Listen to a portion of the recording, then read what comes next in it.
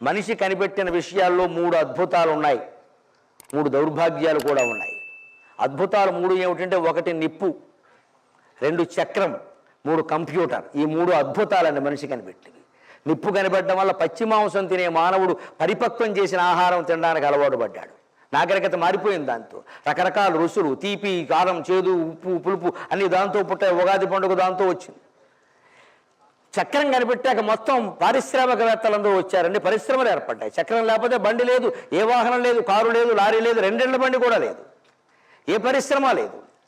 Computer కనిపెట్టాక మొత్తం అంతా ఈ మొత్తం నడిపించే విధానం అంతా కంప్యూటర్ ద్వారా నడుస్తుంది. అలాగే మనిషి కనిపెట్టిన వాటిల్లో 3 దారుణమైన విషయాలు ఏమిటంటే, 1 తుపాకీ. తుపాకీ కనిపెట్టాక ప్రపంచం నాశనమైంది.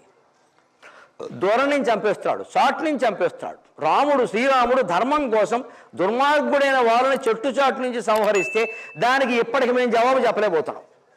వాలివత్ ధర్మమా, వాలివత్ ప్రతివాడు అడిగే ధర్మ సందేహం ఇదే. చేసిందేమో రాముడు, అడిగేదేమో మమ్మల్ని. మేము అక్కడ చెబుతాం, వీళ్ళు రాముడిని అడుక్కొని చెబుతాను.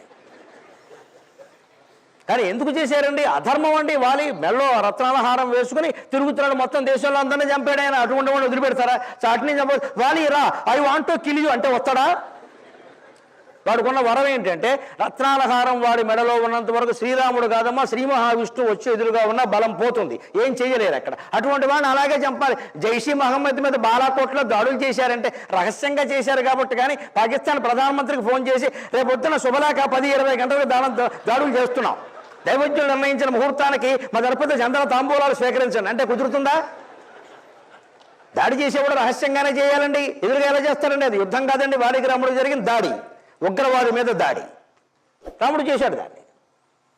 దానికి ఎప్పటికి జవాబు చెప్పుకోలేక వస్తున్నాం.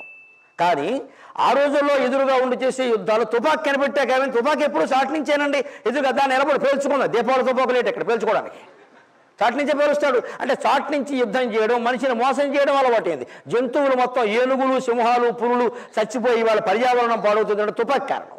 చాటుగా చంపేస్తాడు. ఎదురుగా పెడితే వాడినే చంపేస్తుంది. ఇది ఆ తుపాకీ కనిపెట్టడం ఒక దౌర్భాగ్యం. 2వ దౌర్భాగ్యం, బాంబు కనిపెట్టాడు. తుపాకీ అంటే పట్టుకోవాలి, ఇలా పట్టుకోవాలి, ట్రిగ్గర్ మీద వేలెట్టారు, నొగ్గాలి. సరిగ్గా నొక్కకపోతే ఇటువైపు వెళ్తుంది, వీడిపోతాడు.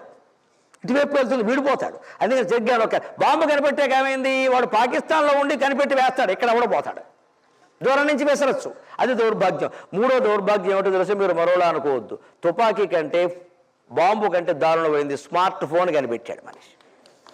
ఇది బాంబు కంటే దారుణం. ఇక్కడ ఒక క్లిక్తో ఏమైనా చేయొచ్చు, ఎవరి జీవితాన్నైనా బయట పెట్టచ్చు, ఎవరినైనా అల్లరిపాలు చేసేయచ్చు, నీ ఇష్టం వచ్చిన కామెంట్లన్నీ రాసేయచ్చు. మొత్తం నీ చేతిలో ఉంది. ఫేస్బుక్ పేరు మీద, ట్విట్టర్ పేరు మీద, వాట్సాప్ పేరు మీద మొత్తం నీ చేతిలో ఉంది. ఇవాళ మాబోటిగాళ్ళ జీవితాలు కూడా మొత్తం పిల్లల చేతుల్లో గడిపోయాయి. వాళ్ళు ఏం పెడతారో తెలియదు, ఏం మాట్లాడతారో తెలియదు. ఇంత ప్రసంగం నేను ఆకలి వేళ 12:30కి భోజనం చేసే అలవాటు నాకు. రాత్రి నేను భోజనం మానేసి 10 ఏళ్ళు అయింది. 2 అరటిపళ్ళు తిని పడుకుంటా. రాత్రి రైల్లో కూడా అరటిపళ్ళు తిన్నా. అయినా సరే నాకు ఆకలి వేస్తున్నా సరే నేను ఇచ్చిన మాట ప్రకారం నేను మాట్లాడాలని వారు సమయం అడిగి వారు 1 గంట వరకు అని చెబితేనే నేను మాట్లాడుతున్నానమ్మా. నా ధర్మం నేను చూస్తున్నా. ఇది కూడా నచ్చకపోతే ఒకడు ఏం చేస్తాడు? వాట్సాప్లో పెట్టేసి ఓ పెద్ద మనిషి వచ్చి సుత్తి కొట్టాడని పెడతాడు అక్కడ అని నా నెత్తి మీద సుత్తి బొమ్మ వేస్తాడు.